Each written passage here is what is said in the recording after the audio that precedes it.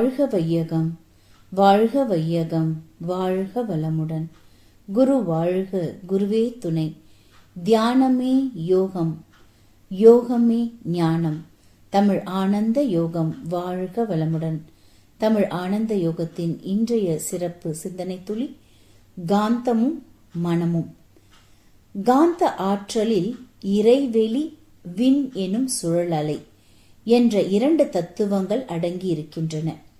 எல்லா செயல்களின் விளைவுகளும் பிரபஞ்சத்தில் 3 பகுதிகளாகவும் அவை ஒன்றில் ஒன்றாக இயங்க தொடர்பு உள்ளனவாகவும் இருக்கின்றன. அந்த 3 பகுதிகளை உடைய விளக்கம் கீழ்வருமாறு. 1. மூலகங்கள் பலவற்றால் கட்டப்பட்ட பருவுடல் ஒன்று.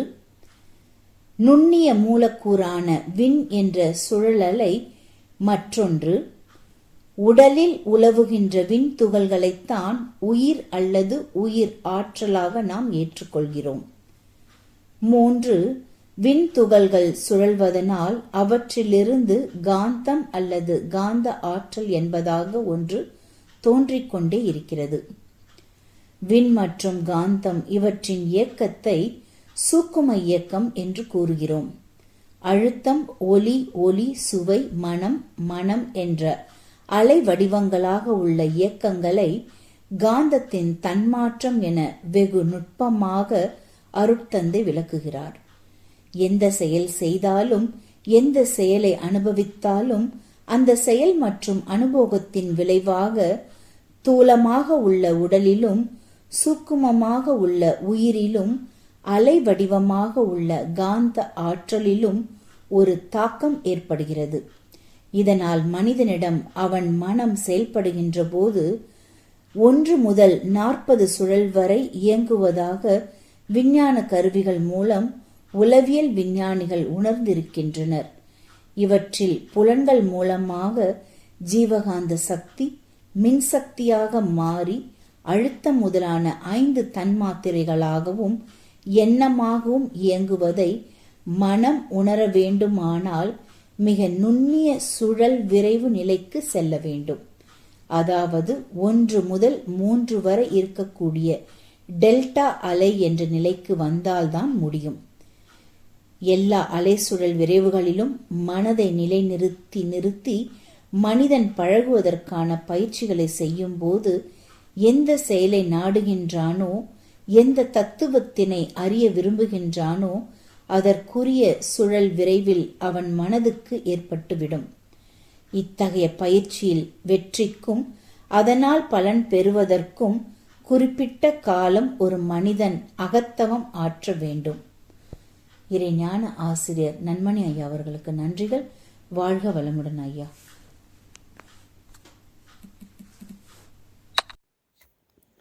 வாழ்க வையகம், வாழ்க வையகம், வாழ்க வளமுடன். குரு வாழ்க, குருவே துணை. இன்றைய சிந்தனை துளிகள் வாசித்த ரிஷி பாபாம் அவர்களுக்கு நன்றி.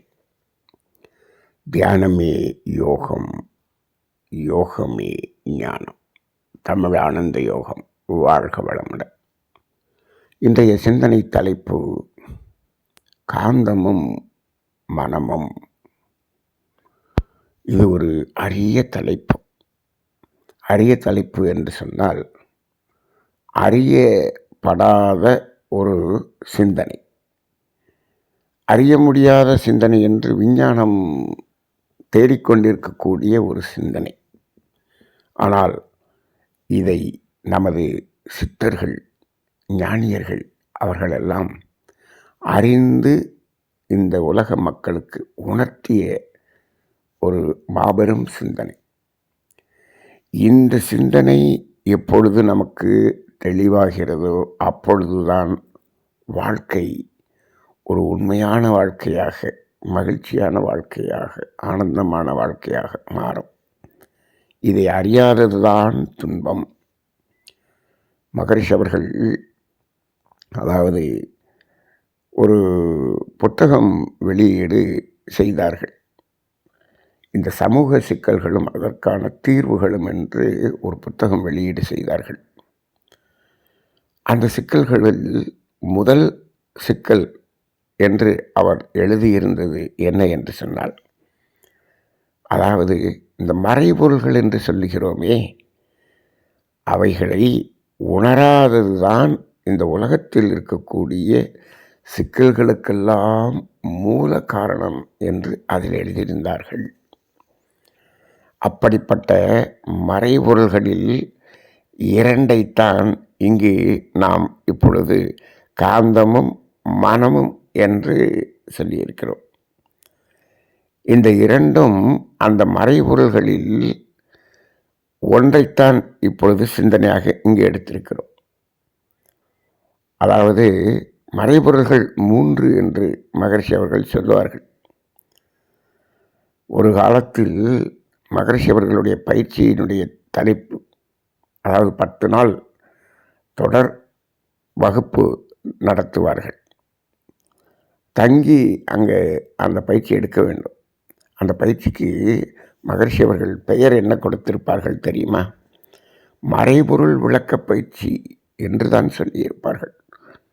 இப்படி ஒரு 10 நாள் பயிற்சி கன்னியாகுமரி விவேகானந்தா கேந்திராவில் நடந்தது. அப்போ அவர் எதை மறைபொருள் என்று சொல்லுகிறார் என்று சொன்னால், 1 உயிர், 2 மனம், 3 இறைவன். இந்த 3ஐத்தான் சொல்லுகிறார். இப்போ இந்த 3இலே அந்த மனம் என்பதை இன்றைய சிந்தனையாக எடுத்திருக்கிறோம். காந்தமும் மனமும் என்று சொல்லுகிறோமே என்று கேட்டால், காந்தம்தான் மனம். மனம் என்பதும் காந்தம் என்பதும் ஒன்றுதான். ஆனால் அது செயல்படும் இயங்கும் நிலை என்பது 2 வகையாக இயங்கும். காந்தம் என்பது 2 வகையாக இயங்கும். ஏன் என்று சொன்னால், அந்த காந்தம் என்பதில் வெறும் காந்தம் என்று இங்கு தோன்றவில்லை. எது காந்தமாக மாறியது? நம்ம மறைபொருள்கள் 3ன்னு சொல்லிட்டோம். இறைவன், உயிர், மனம், இறைவன் என்று சொல்லிட்டோம். இந்த 3 தானே, உயிர், மனம், இறைவன் என்று சொல்லிட்டோம். இங்கு காந்தம்னு சொல்லலாத, மறைபொருள்களில் காந்தம் என்று சொல்லவில்லை, மனம் என்று சொல்லிவிட்டார். அப்போ இந்த காந்தம் என்பது எது என்பதை பல்வேறு கட்டங்களிலே நாம் இப்பொழுது சிந்தனை செய்து உணர்ந்து கொண்டிருக்கிறோம். ஒரு சிறிய ஒரு வேண்டுகோள் அன்பர்களுக்கு, மகரிஷி அவர்களுடைய காந்த தத்துவத்தை அவர்கள் பல காலமாக கூறி வந்த அந்த காந்த தத்துவத்தின் அடிப்படையில் எடுத்துக்கொள்ளுங்கள். அதுதான் பொருத்தமாக இருக்கிறது. இன்றைய விஞ்ஞானிகளுக்காக, இன்றைய விஞ்ஞானத்துக்காக, இன்றைய விஞ்ஞானம் இப்படி கூறினால்தான் அதை ஏற்றுக்கொள்ளும் என்பதற்காக மகரிஷியினுடைய தத்துவம் சற்று மாற்றப்பட்டு அது இங்கு பல்கலைக்கழகங்களுக்காக கொடுக்கப்பட்டது. அந்த தெளிவில் நீங்கள் பார்த்தோம் என்று சொன்னால், இந்த சிந்தனையில் தெளிவு பிறப்பது இல்லை. மகரிஷி அவர்களுடைய தெளிவான காந்த தத்துவம் இருக்கிறதே, அந்த காந்த தத்துவத்தின் அடிப்படையில் தான் நமது தமிழ் ஆனந்த யோகம் இப்பொழுது இந்த காந்தத்தையும் மனம் என்பதையும் அதனுடைய விளக்கங்களையும் கூறிக்கொண்டிருக்கிறது. நாம் தமிழ் ஆனந்த யோகத்தில் மகரிஷியினுடைய அந்த ஒரிஜினல் காந்த தத்துவம் என்று சொல்லக்கூடிய பல காலமாக, பல ஆண்டுகளாக அவர் சொல்லி கொண்டிருந்த அந்த காந்த தத்துவத்தை தான் எடுத்துக்கொள்கிறோம். அதுதான் பொருந்துவதாக அமைகிறது. அதாவது இதை பொருந்துவது பொருந்தாதது என்று எப்படி நாம் கணிக்க முடியும் என்று சொன்னால், ஒரு தத்துவத்தை விளக்கி கொண்டிருக்கும் பொழுது அதில் பல கேள்விகள் வரும். அந்த கேள்விகளுக்கு பதில் சொல்ல வேண்டும். எப்பொழுது கேள்வி கேட்க முடியாமல் அது நிற்கிறதோ அந்த விளக்கம் நம்மால் ஏற்றுக்கொள்ளக்கூடிய விளக்கமாக இருக்கும். கேள்விகள் இருந்து கொண்டே இருக்கிறது. அதற்கு பதில் இல்லை என்று சொன்னால் அது முழுமை அல்ல என்று எடுத்துக்கொள்ள வேண்டும்.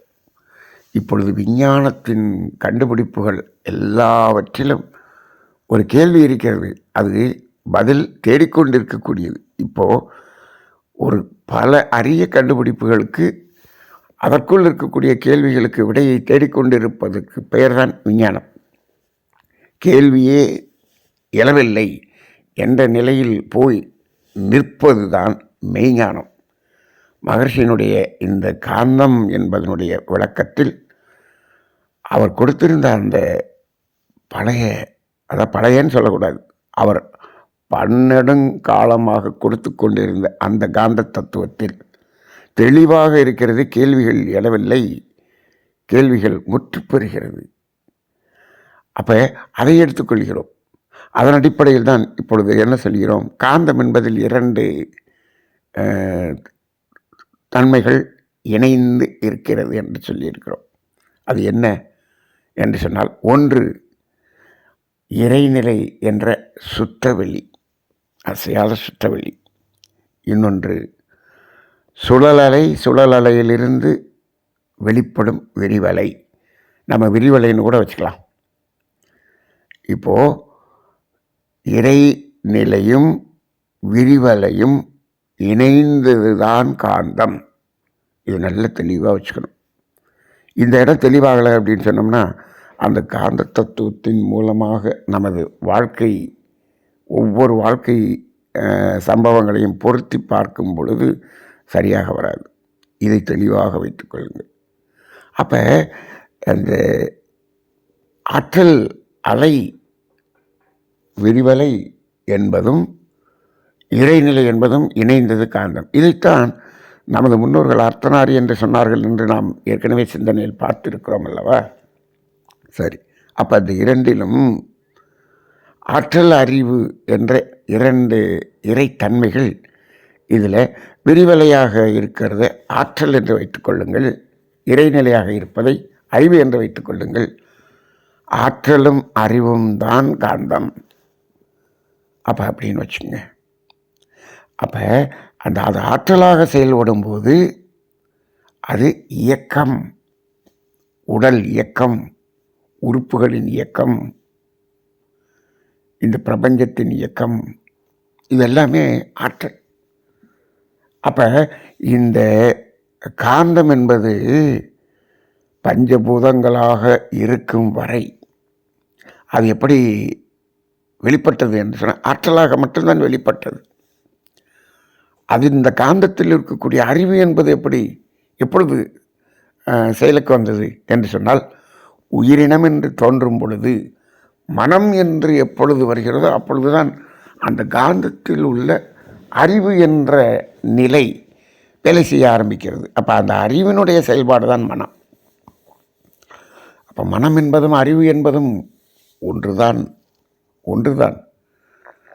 ஆனால் நமக்கு இந்த மனதினுடைய செயல்கள் இப்படியெல்லாம் இருக்கிறது என்று சொன்னால், அந்த மனதினுடைய செயல்கள் அப்படியெல்லாம் இருக்கிறது என்று சொல்லக்கூடாது. மனதினுடைய அலைவேகத்திலே நீங்கள் 13க்கு மேலே இருக்கும்போது அந்த மனதினுடைய நிலை வேறு. அந்த மனதினுடைய ஆழம், அடித்தளம், அங்கே போகும்போது அது அறிவாகவே இருக்கிறது. அதனால் நம்ம என்ன சொல்கிறோம், இறைவன் என்பதை நம்பாமல் சில பேர் நாத்திகர்களாக பேசிக்கொண்டிருப்பார்கள். அப்போ நீங்கள் எதைத்தான் நீங்கள் ஒரு இறை சக்தி என்று எதைத்தான் நீங்கள் நினைக்கிறீர்கள்? ஏதோ ஒன்று இருக்க வேண்டுமே என்று சொன்னால் அவர்கள் சில பேர் சொல்லுகிறார்கள், இறைவனெல்லாம் இல்லைப்பா, நீங்கள் இந்த கோயிலில் வச்சுருக்கிற இறைவனெல்லாம் இல்லைப்பா, என் மனசாட்சி தான்ப்பா தெய்வம் அப்படின்னு சில பேர் சொல்கிறாங்க. அப்போ மனசாட்சி என்று சொல்கிற, மனசாட்சின்னா எது? மனசாட்சி மனதின் அடித்தளம், அதை தெய்வமாக ஏற்றுக்கொள்கிறார்கள்.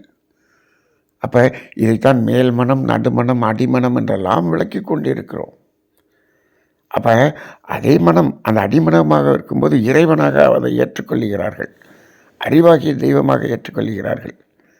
அப்போ மனம் வெறும் மனமாக செயல்படுவது என்பது மேல்நிலை. அது ஆழ்நிலையில் அறிவாகிய தெய்வமாக செயல்படுகிறது. அப்போ அறிவு என்ற நிலைதான் மனம் என்பதும், இப்போ நம்ம சாதாரண மனதை அறிவு நிலைக்கு உயர்த்துவதற்குத்தான் தவம், ஆன்மீகம், பயிற்சி அத்தனை.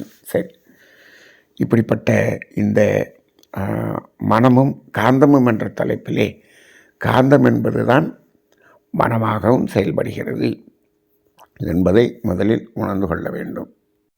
இந்த சிந்தனையிலே அதாவது இந்த இயக்கம் என்று வந்துவிட்டதல்லவா, இந்த இயக்கம் என்ற ஒரு செயல் அது நடக்கும் பொழுது இங்கு அது ஒன்றோடு ஒன்று பின்னி பிணைந்து அங்கு வெளிப்படக்கூடிய ஒரு 3 தத்துவங்களை இந்த இன்றைய சிந்தனையில் நாம் சிந்தித்திருக்கிறோம்.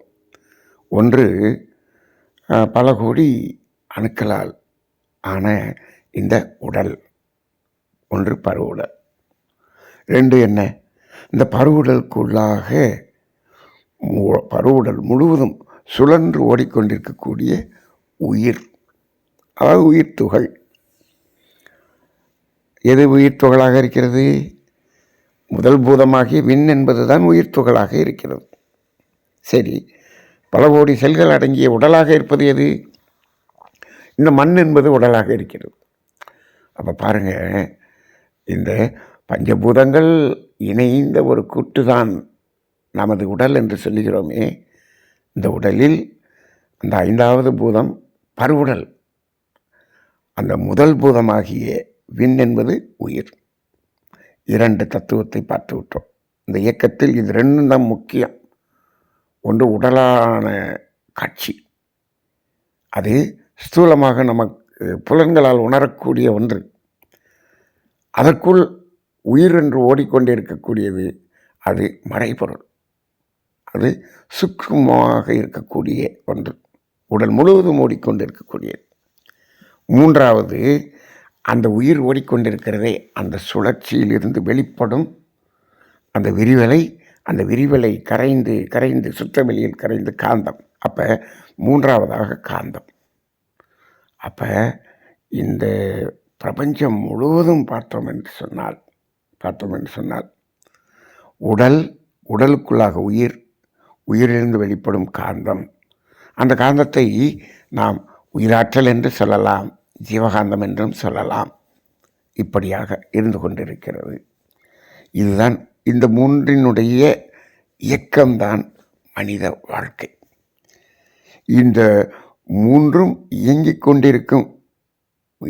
கொண்டிருக்க வேண்டும் என்பதற்காக ஒரு தேவைகள் ஏற்படுகிறது. அதற்கான முயற்சி தான் நாம் இந்த சமுதாயத்தில் செய்து கொண்டிருக்கக்கூடிய அந்த முயற்சிகள் அனைத்தும். இது ஒரு சிறு பகுதி. இந்த 3ம் இணைந்து இருக்க வேண்டும் என்பதற்காக நாம் இந்த உலகில் செய்ய வேண்டிய ஒரு செயல் என்பது ஒரு சிறு பகுதி. ஆனால் அந்த சிறு பகுதியை 100% அந்த செயலை மட்டுமே செய்யக்கூடியவனாக மாறிவிட்டான் மனிதன்.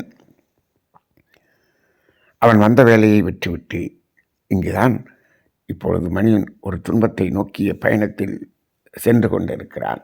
சரி, இப்போது இந்த காந்தம், மனம், இப்போ அதுக்கு வருவோம். இந்த இடத்துல ஜடப்பொருள்களாக இருக்கும் வரை, இப்போது அப்படி பார்த்தோம்னா, அதாவது பஞ்சபூதங்களாக மலர்ந்து பஞ்சபூதங்கள் மட்டுமே இருக்கும் பொழுது இந்த காந்தம் என்பது எப்படி மாறியது என்று சொன்னால், பஞ்சதன் மாத்திரைகள் என்று ஆகியது. அது என்னென்ன, அந்த காந்தம் ஒவ்வொரு பூதத்திலிருந்தும் வெளிப்படும் போது அதனுடைய தன்மை அழுத்தம், ஒலி, சுவை, மனம் என்று மாறியிருந்தது. ஆம், உயிரினம் என்று வரும் பொழுது அங்கு என்ன ஆகியது? இந்த 5ஐயும் உணரக்கூடிய மனமாக. இப்போ இந்த இடத்துல கொஞ்சம் அதை அப்படி கொஞ்சம் சிந்தனை செய்து பாருங்கள். இந்த 5ஐயும் உணரக்கூடிய மனமாகவா, இந்த 5ஐயும் உணரக்கூடிய அறிவாகவா என்று கேட்டு பாருங்கள். நாம் சாதாரணமாக பார்க்கும்போது இந்த 5ஐயும் உணரக்கூடிய மனமாக என்று தான் தெரியும். நன்கு ஆழ்ந்து சிந்தித்து பாருங்கள். 5ஐயும் உணரக்கூடியது மனமா? என்றால் அறிவுதான் உணர்கிறது. ஒரு முனையில் மனமாக இருந்து மறுமுனையில் அறிவுதான் அதை உணர்கிறது. அப்போ இந்த உயிரினம் என்று வரும் பொழுது இந்த காந்தம் மனம் என்ற ஒரு நிலைக்கு வந்து விடுகிறது. அப்போ மனம் என்பது எதற்காக வந்ததாக இருக்கிறது என்று சொன்னால், இந்த அழுத்தம் ஒளி ஒளி சுவை மனம் என்பதை உணர்வதற்காக. அப்போ காந்தம் என்பது ஆற்றலாக இருக்கும் பொழுது இந்த 5 தன்மாற்றங்கள் அடைந்ததல்லவா, அதை உணரக்கூடிய அறிவாக வந்து அதையே உணர்கிறது. அப்போ காந்தத்தில் 2 தன்மைகள் என்று சொன்னோம், ஆற்றலும் அறிவும் என்று சொன்னோம். அந்த ஆற்றலை அறிவதற்காகத்தான் அந்த அறிவு மனமாக வந்தது. இப்போ நமக்கு பழைய அன்பர்களுக்கெல்லாம் தெரியும், மகரிஷி அவர்கள் சொல்லுவார்கள், எதற்காக அசையாமல் இருந்த அந்த சுற்றவெளி அசைந்தது என்று.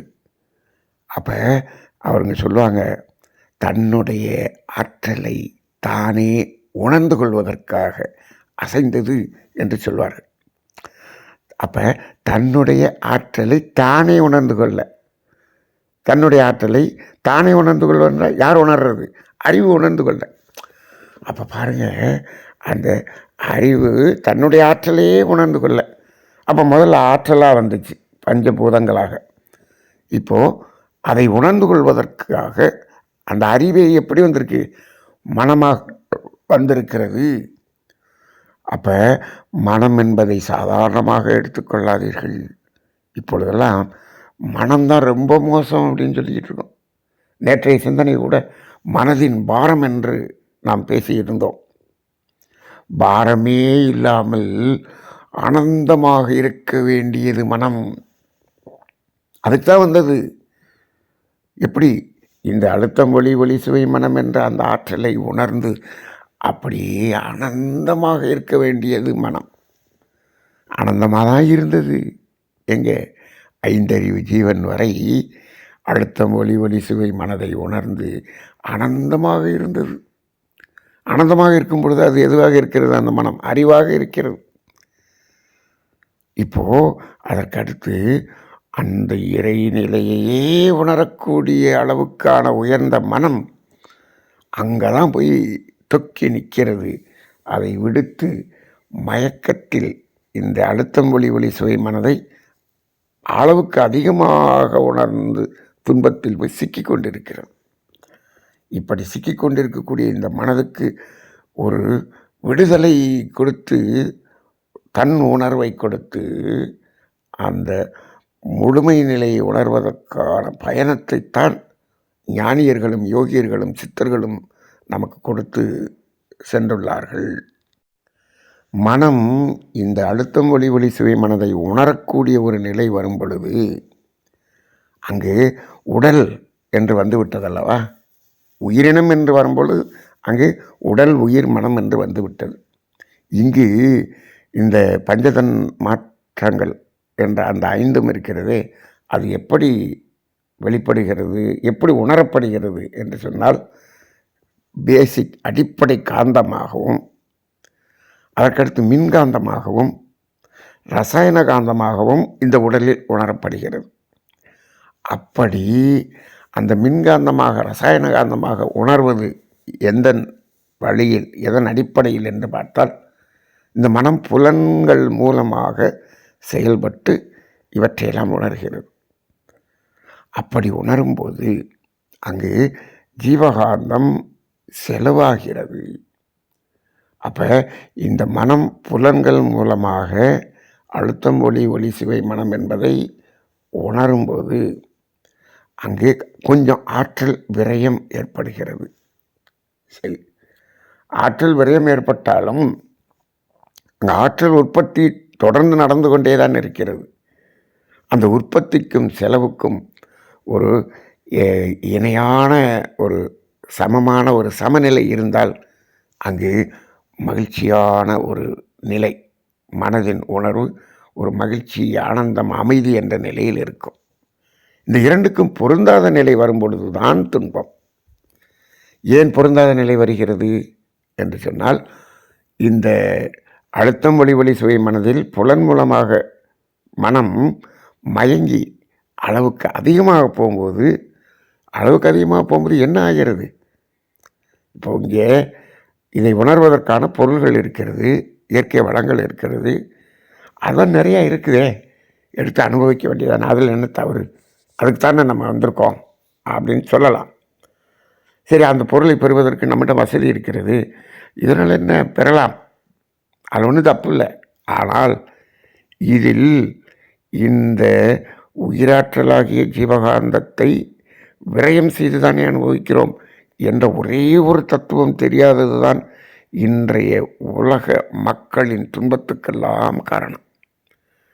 இந்த ஆற்றல் என்ற ஜீவகாந்தத்தை செலவு செய்துதான் நாம் இதையெல்லாம் உணர்கிறோம் என்ற ஒரு தத்துவம் ஆன்மீக தத்துவங்களிலே கூட, அருட்தந்தை வேதாத்ரி மகர்ஷியினுடைய தத்துவங்களில்தான் இது தெளிவாக இந்த சமுதாயத்துக்கு உணர்த்தப்பட்டிருக்கிறது.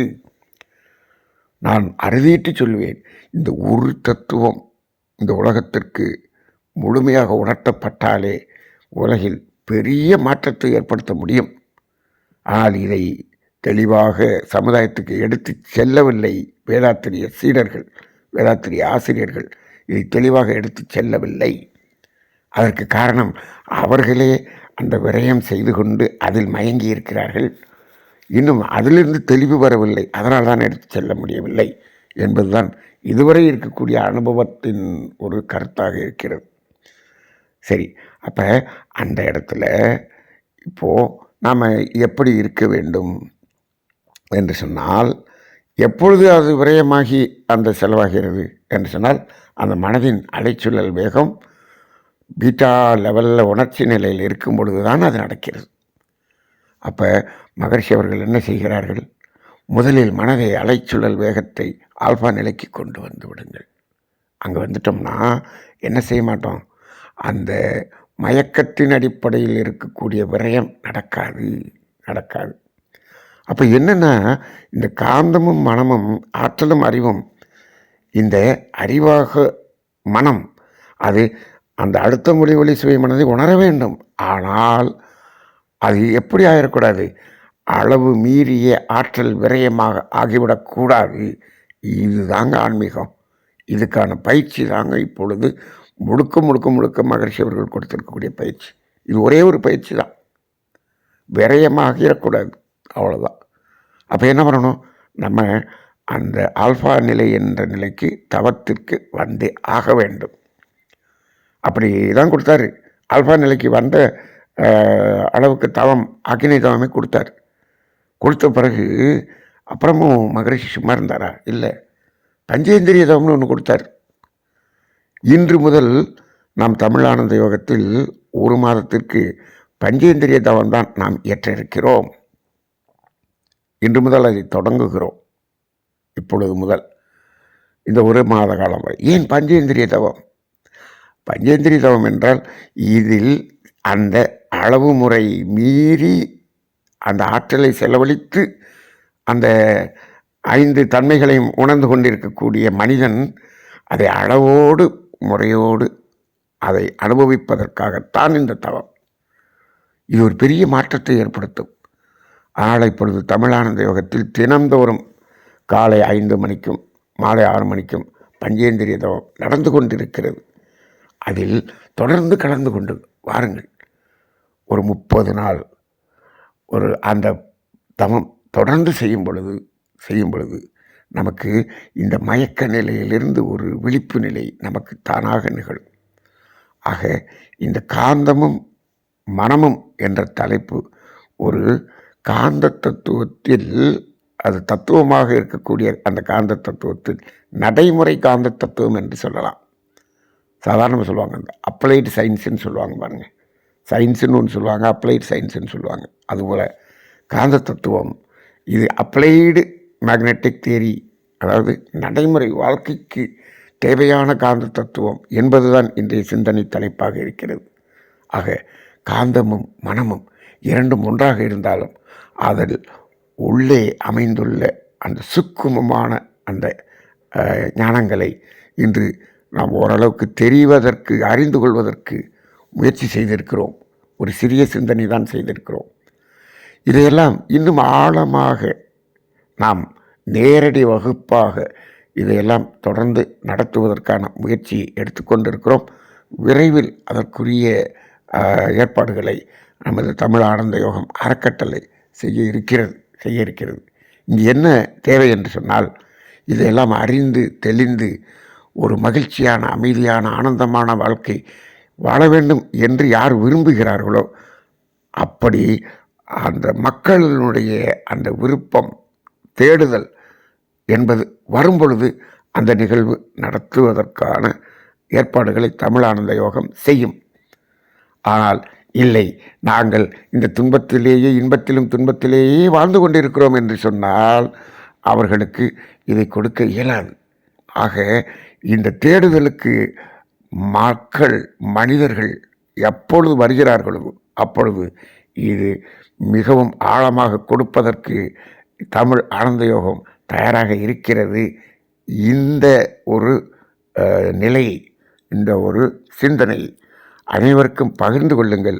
இந்த தேடுதல் இருப்பவர்களுக்கு இது சென்று அடையும் பொழுது, நம்ம 1,00,000 பேருக்கு இது போச்சுன்னா அதில் ஒரு 100 பேர் தான் அந்த தேடுதலில் இருப்பார்கள்.